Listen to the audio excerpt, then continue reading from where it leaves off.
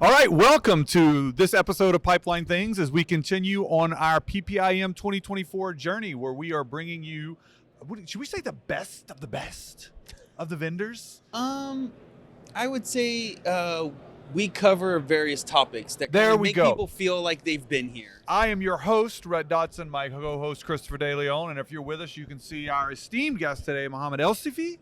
Did I get that right? Yes. Hey! Yes, and the Sifi is, just to give a background about it, in Arabic it means the summer man. So The summer man. and I live in Canada. So You, yeah. Because you're the light, buddy. or he brings warmth. he brings warmth. Oh yeah, of course. Absolutely. Oh yeah.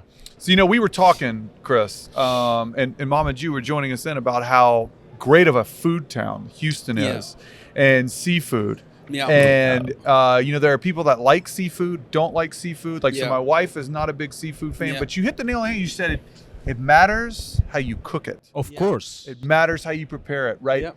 I think You can ruin a good steak. You can ruin scallops. Oh, big Same time. thing. absolutely. But you know what I was going to say? You kind of went dark on me there. I had a positive spin on it. What we're going to be talking with Mohamed about today is it matters how you cook it. Oh, yeah. I think the what you guys are doing with the technology we're going to talk about, it absolutely matters how you cook it. And for our audience out there, if you've been to PPIM, if you've been to IPC anytime over the last decade, Yep. and you haven't seen Mohamed speak, you either skipped out on entire sessions related to bending strain or geohazards, or maybe you lived in a cave. I'm not sure. But you're pretty well known on that front. I mean, I can think of at least 4 presentations I've sat through So over I'm the years. good? And you, Yeah. you're good. Yeah. You have met the bar for Yeah. criteria. You're on the show. Okay. I'm flattered. Yes. So, So, Mohamed, if you don't mind, tell us a little bit about yourself. Who are you? And this is what we like to ask on this series. Yep. Where did you come from? But how did you find yourself into pipelines? Yeah. Did you go to pipelines or did pipelines just kind of throw itself in Exactly. your life? Actually, pipeline throw itself. Yeah. On basically, I was working in offshore oil and gas rigs. I was designing them. I was working on basically the architecture of them. Especially in the ice manifested areas. Okay. So upstream.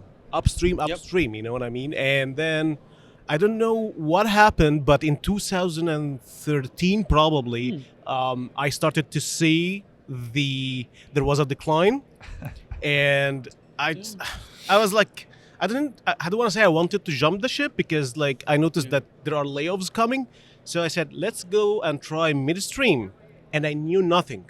Yeah. Zero. Literally I did not know if it's circular or square or triangular, this pipeline. And I applied the job, and I was not expecting any response, but I just got the job.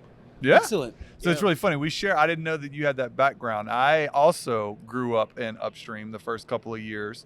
I thought I wanted to design platforms and then discovered I didn't. But I worked with a lot of floating assets. I never got any of the fixed ones. But you're right. 2013 till about 2015 was a dark time for that industry. Yeah. It got pretty bloody for sure. Especially in ice manifested areas. Nobody's gonna go and explore in ice manifested areas when it's going down. So, and that was my expertise. This is my PhD actually. Yeah. So that's what got me in oil and gas. The whole thing is, my PhD was about offshore structures in ice manifested areas. So, That is fantastic. So you're with Baker Hughes now. How long have you been with Baker? 10 years. 10 years. Even 10 years. All right. And what do you do there at Baker?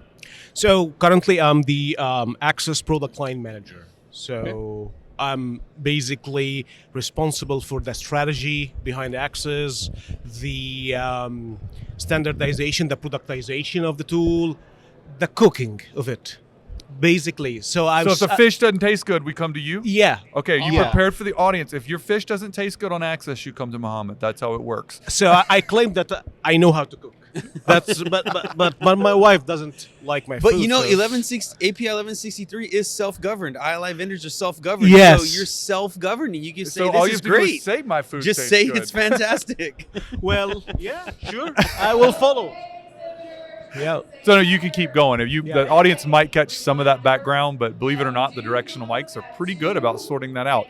So for our audience that's not familiar with Axis, there is a broad spectrum of our audience that will know what Axis is, but there's a lot out there that don't. Yeah. Give us a little background. What is the Axis technology, Mohamed, and how long has it been around?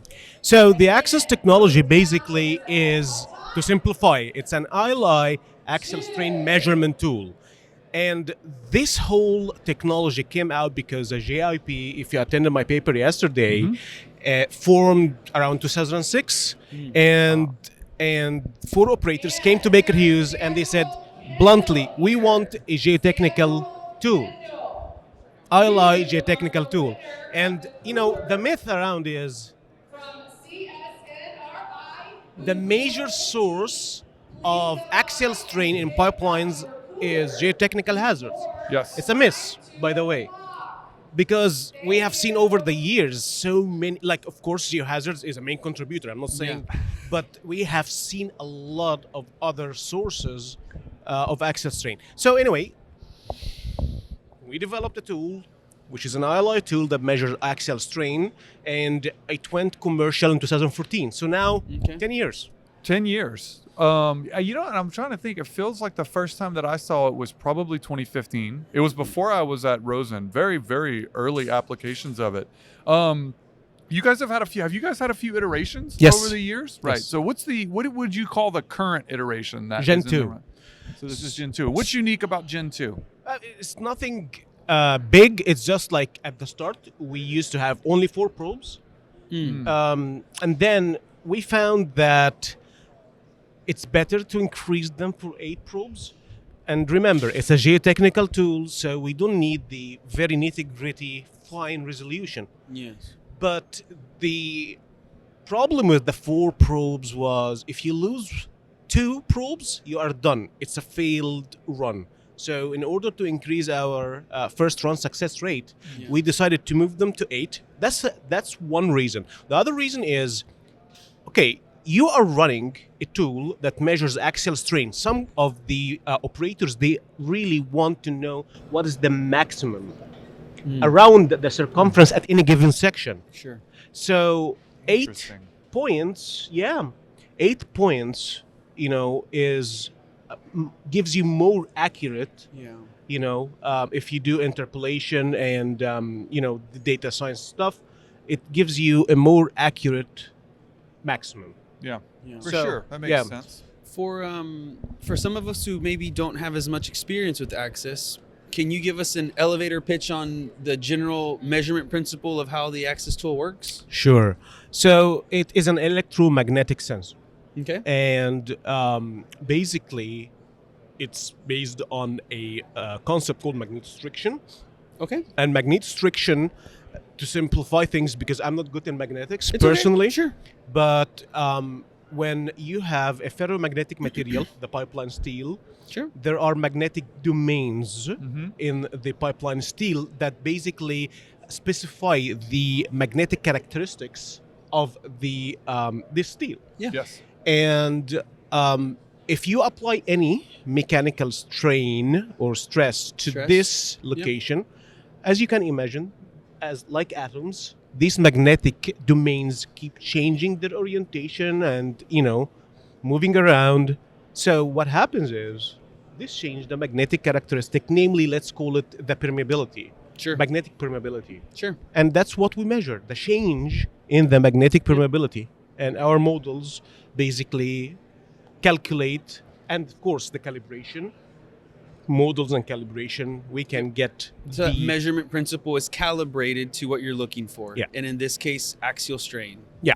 Perfect. And so this is it might be some of our audience may be familiar, maybe not others. This is a separate tool that goes behind. This isn't something that's built into, for instance, your caliper technology. Not a tool, or I think you mean vehicle. So it's like a canister. Sorry. You can add a separate canister body. to There's like a separate an MFL body. tool. So when you're running a combo tool, this doesn't just come with a combo tool. This is something that has to be added on to the combo tool or requested. Yeah, look at the here you go. So that's again another difference between generation 1 and generation 2. Okay. So in generation 1, we used to put the axis on the second vehicle, which has the electronics, the IMU, the caliper. but it didn't work well because, as we started growing, it started needing more real estate. So we now have it on a separate module. Third module at the back of the MFL tool.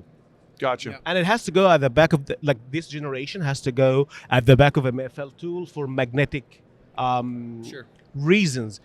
And I don't want to get in details of that, but simply the permanent magnet of the MFL, it is required to eliminate any magnetic hysteresis in the pipeline steel. It makes sense. And No problem. basically it baseline it. It makes it like a white page for us so that our sensor detects the characteristics. Yeah, I like it. And you see that with other technologies too that like to be on the back end of that. So it makes sense.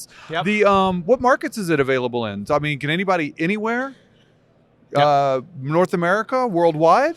Well, it started in North America. Yeah. Okay, and it Driven stayed. by the JIP, as you mentioned. Yeah. Yep. It started in Canada. The GIP was in Canada. So let's call it Canada. And then it moved a bit to the US, but not as much as Canada. Canada has been always good adoption there. Yeah. And then in 2020, we started to globalize it. So currently we have it in Europe, we have it in China, we have it in Asia Pacific, we have it almost around the world. So I want to ask you a fun question. Sure. Because you've been doing this. Fun questions. Let's go for it. You've been doing this 10 years, and obviously you came from upstream. And so upstream ice rigs, and then they put you in charge of this new Axis technology to measure membrane strain. What was the moment when you really realized and thought, we have something here? Like, this works. Where do you remember a moment where you just had like a run or something you guys found? Or a call that you made. And you were like, "This is this is gold." Yes. I see it. Yes. And I don't want to name the operator. No. But- Operator X. But the moment when we found a landslide that, I don't know if you remember, there was a paper this morning. It was really slow moving, and I couldn't feel or couldn't detect anything. And this was a great moment for us because, first of all, the operator was really happy, and it was a really serious one.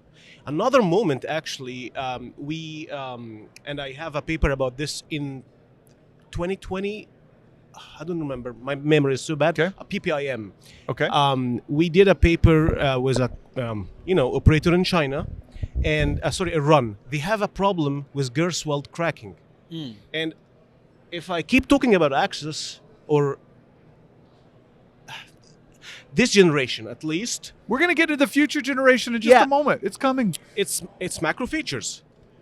And our salesperson, they know they don't sell it for local. So when they came to us and said, Gerswald cracking, this is going so local and so away from our spectrum. But anyway, long story short, we worked with them. They have a very good, susceptibility model. And we came up with a solution to integrate data from IMU, MFL, HDMFL, and Axis. And this model really worked very well to the extent that we found 4 really high risk cracks when they dug it. And 2 of them probably were going to lead to leak or a failure or whatever. So that's another one. Actually, me and one of my colleagues used to, and we still, but nobody believes us. We call this the Holy Grail because at the end of the day, you are a structural health monitoring engineer. That's true. Let's get out of this industry. Just be a structural health monitoring engineer. What is better than having, the stress and strain status?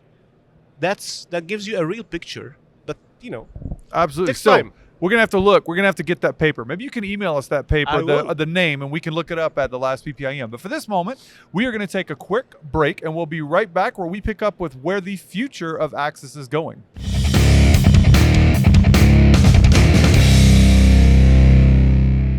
Hello, everyone. It's BJ Lowe from Clarion, and we're very happy to be sponsoring this season of Pipeline Things to showcase the impressive technologies being exhibited here at PPIM. I'm Ben Stroman, and we've been impressed with the turnout at the 36th PPIM conference event in 2024 with 159 companies exhibiting, over 3,000 attendees, and over 90 papers being presented. We've had a great year with a huge turnout in terms of high-quality technical paper submissions. Attendees this year will have the opportunity to hear from industry stakeholders and their advancements in several fields, including ILI analysis, geohazards, materials identification and verification, emerging issues, repair, hydrogen, integrity management, NDT, and more. If you couldn't make it in person to the PPIM conference in February, you can always find helpful resources and tools offered by Clarion year-round. We have several courses taught by subject matter experts that can be found on our website. We're excited for PPIM this year, and we hope to see everyone next year as well. But be sure to stay up to date with Clarion and its offerings by joining our mailing list on our website. Thanks.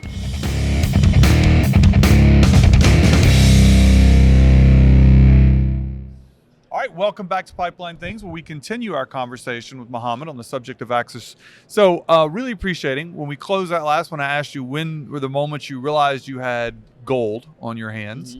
What I'd like to know now is, and you did a really good job for the audience. I want you to know at this PPIM session, Mohamed presented a paper on the evolution of access, and so if you didn't get a chance to look it up, you absolutely should. But over the last 10 years, and you covered this, what have y'all learned with Access over the last decade that it's been run? Well, so it basically evolved because at the beginning we had a tool, and this tool measures axial strain, and we used to deliver axial strain, and that's it. But at certain point, we started to productize it in a way. Number one is we need to ask the operator, what is the issue? What do you want to do? Because it's a new technology, and this technology, as any new technology, it takes some time till people understand how to benefit from it. Number one is we have used it in detection. And when I say detection, I mean detection whether hidden geohazards. So some operators ran it, and they didn't even calibrate.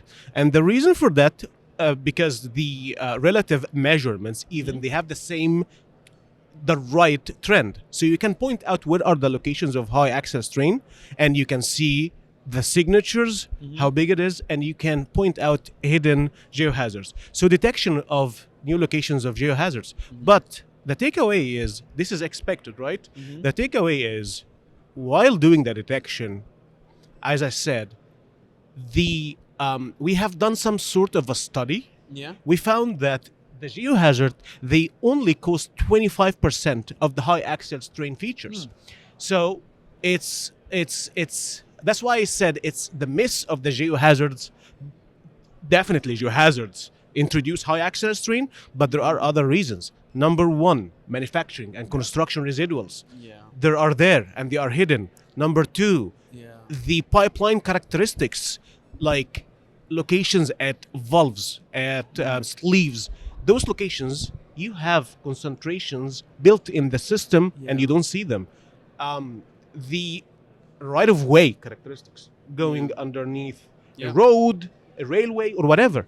So there are other reasons, and this helped us to open. It's an eye-opener for us when we are looking into the data.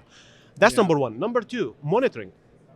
So you have high-risk area, no matter what is the high-risk area, and you have a geotechnical problem, for example, and you want to monitor the progress of the issue, the progress of the strain. And it worked really good in that sense. And number three, I would like to say that it is measuring or assessing the efficacy of the mitigation methods used. So you have a problem, you have an area with unstable soil or whatever, and you put a support or any mitigation method. You want to know, did it fix the issue or not? So you run it after that and you see what's going on. The one that really basically surprised me is working with susceptibility models for some local features, as I mentioned in my previous. And are we talking about geohazards, or are you still focusing like the susceptibility models for like construction type strain indications, or focusing really just more on geohazards? No, I'm focusing on local features. Okay. Again, the tool is not for local features, Yeah. but still there are some locations and there are some areas that you can use to feed susceptibility models. And a great example for that, the one that I just mentioned about the girth weld cracking. Sure. Because at the end of the day, you know, if you have cracks in the girth weld, Yeah. you don't want to see tension around it. Yeah. No, absolutely. CSCC, you don't want to see high tension or the tension higher than the hoop. Yeah. So stuff like that, and it worked well in this direction. So I do have a question. You mentioned something. You said monitoring, and so, you know, a lot of times when we look at a complementary technology like IMU, there's often this thought process of, well, we should be able to compare them, or how do we compare them? Educate us a little bit on the ability to compare one Axis run and data set to another to potentially look for change or to serve as a monitoring tool. Is it straightforward? it is. It's the accuracy. it Talk to is- us at a high level. It is very straightforward, and if you want to imagine it, it is Yeah. exactly like the IMU. Okay. It's the same exact process. Even you know, in Baker Hughes, we added this to the same software platform that we use for the run-to-run analysis of IMU. Okay. So, Perfect. and it's very simple. Hey, I'm curious. You know, one thing I thought is when you mentioned that there are other sources of axial strain, got my wheels turning. I know that heated pipelines and above ground pipelines Mhm. often have significant just axial loads due to operations. You guys have any experience in running in those settings? Above ground, no, but in higher temperature, yes. Yeah. Did y'all see a lot of yeah. that? Oh, so Oh, yeah. I was yeah. about to say it should light up like a Christmas tree if you had a heated line. And it has a very special signature. And the other one that has a special signature is loss of support in any way or form. You guys are more familiar with geohazards term than me, but soil liquefaction or anything like that. Yeah. Anything in the change in the boundary condition around the pipe, we see it like a Christmas tree, as you said. Absolutely. That's really cool. Yeah. Would love to know more about that characteristic signature of either the hotlines or the settlement, but it's I like how I can send you email. Oh yeah. Offline, not for the audience. Oh, But yeah. What's so cool though is that it's just it's appreciating how you develop a technology, and I see it through one lens, Mohamed, but the lens Yeah. is much broader for the application. I think that that's really cool, particularly like the construction threats and things like that. That Yeah. you're right, bending strain a lot of times would be blind to, or maybe we don't even have on our radar. So that's cool. Well, here's where I want to go. Tell us, what's the future of Axis looking like? You don't have to give away any spicy details. You know, I'm Yeah. not asking you to cook the fish for us. Yeah. But or not cooking. We like sushi too. yeah, You know, it's all whatever about how you whatever prepare you're it. like willing to sushi too. share. It's all about how you prepare it. Sushi Okay. is legit. Let me talk sushi now. So so Uncooked food, baby. uncooked food. So basically 10 years, and we learned a lot. Now, are you a sashimi fan or a sushi No, roll sushi roll fan. fan? Okay, you got to Not a sashimi fan. I'm just And if you're not a letting- sushi fan, you could always work backwards from cooked and try See how I do ceviche. that? I ask you a question. Yeah. I'll wait till you get right on a roll, and then I interrupt you with something totally unrelated. and I'm very ready for that. Okay, good. Fantastic. Okay, so back to you cooking the sushi or not cooking the sushi. Where are we going with Axis? Basically, you know, as any tool, any new technology, it starts, there are some things that we can say missing, okay? And we learned a lot over the last 10 years.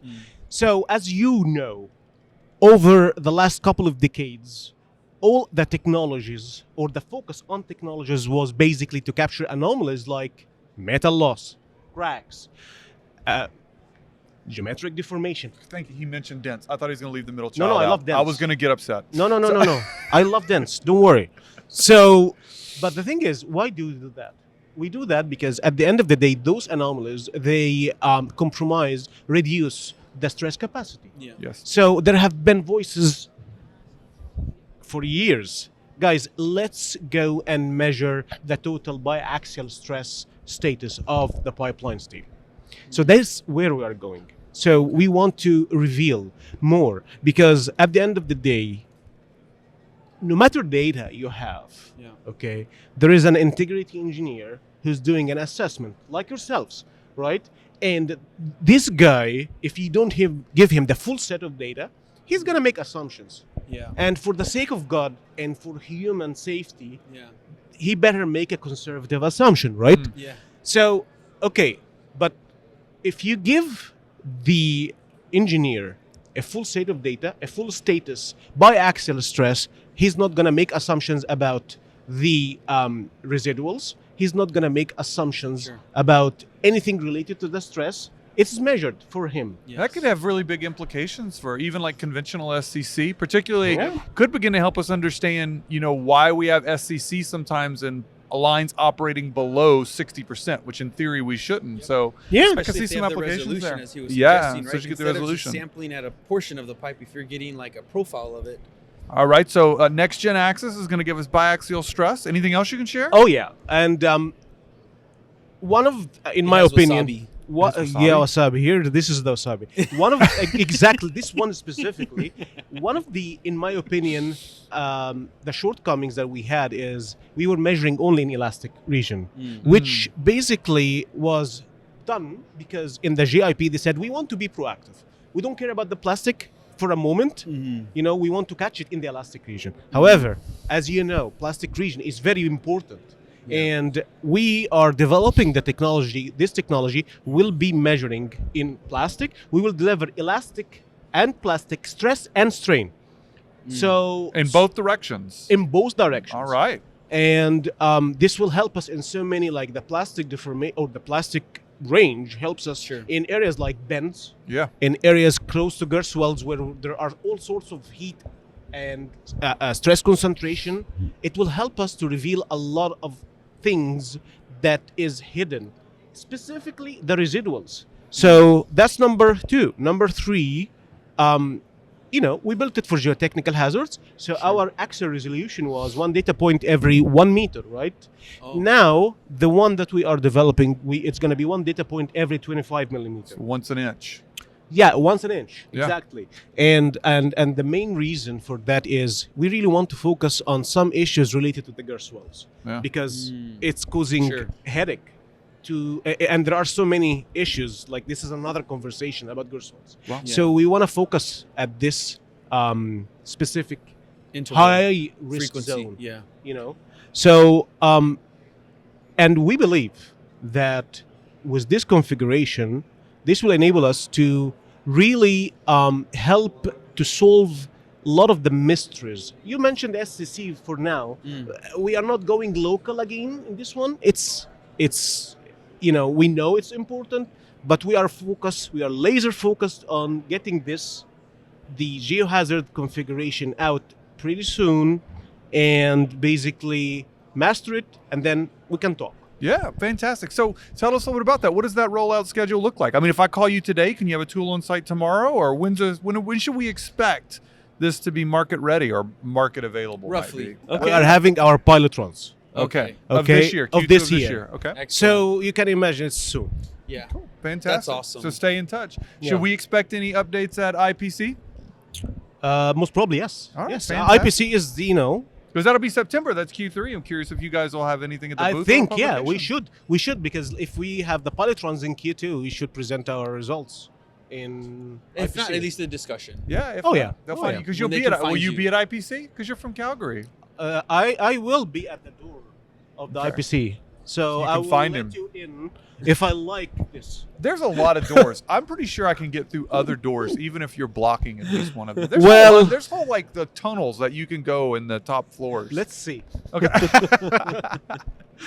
Well, man, this has been a lot of fun. I really appreciate you coming on and telling us a little bit about it. It's exciting to see. It's exciting to see this technology not saying stagnant, but moving Yeah. forward. I am really curious. Again, sometimes you don't know what you have until you actually start putting it in the pipeline. And I'm curious to see.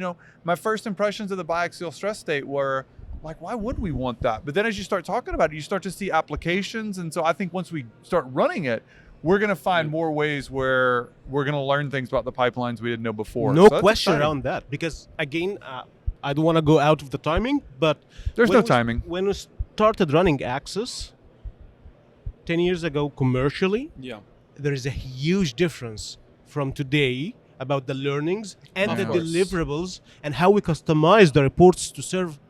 Like I told you, Yeah. we went Well, to look- the level of Gerswell cracking. Mohamed, on the scale of ILI technology age, you guys are like almost still infants. I mean, Oh, when yeah. you think about MFL, sometimes we're still learning about MFL sometimes, much less Yeah. geometry. Well, not really. I mean, like EMAT and this. I mean, there's Yeah. still in many ways their infancy. So, tell you what, I really want to thank you for joining us. We appreciate it. I tell you, to our audience, would really encourage you take a look at the publications that Mohamed has done. Even take a look at his publication this year, and maybe find him at IPC. My friend, do you have anything else you'd like to say? Nope. We appreciate you. Thanks for I coming want down. to thank you very much. We had a lot of fun, and I'm gonna try the sushi at this place tonight. Absolutely. If I don't like it, I will not allow this to You go won't. out. You won't let. Oh! you won't let him You in see? IPC. You'll control Well, the door. Y'all will know. All right, audience, thank you so much Thank for joining you. us. We Thank look you forward very to much. seeing you again. I am your host, Rhett Dotson, my co-host. We'll see you in 2 weeks.